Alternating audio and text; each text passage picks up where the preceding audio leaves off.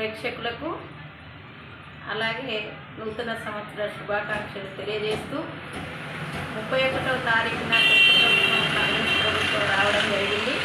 ఈ యొక్క ప్రభుత్వం అంగన్వాడీలకు ఇచ్చిన అనేక రకమైన హామీలు ఉన్నాయి. అలాగే ప్రజలకు కూడా 6 గ్యారంటీలు ఇచ్చారు. వాటిని కానీ అందులో భాగంగా మాకు ఇచ్చిన మేనిఫెస్టోలో పెట్టిన 18,000 జీతం కూడా రాష్ట్ర వ్యాప్తంగా ఇవ్వాలి. సమ్మెలో ఆగిన మా జీతాలను కూడా 24 రోజులు ఆగడం జరిగింది. వాటిని కూడా ఇవ్వాలనే ప్రభుత్వాన్ని మేము కోరుతూ ఉన్నాం.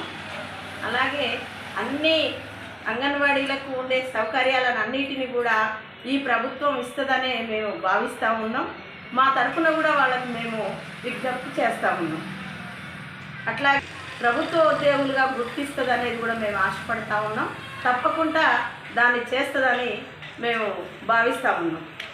సీఎం రేవంత్ రెడ్డి గారిని మేనిఫెస్టోలో పెట్టిన 6 గ్యారంటీలను కానీ అలాగే ఆ ప్రభుత్వం మా మేనిఫెస్టోలో పెట్టిన అంగన్వాడీ సమస్యలను ప్లస్ 18,000 జీతాన్ని కూడా ఇవ్వాలని విజ్ఞప్తి కోరుతున్నాం.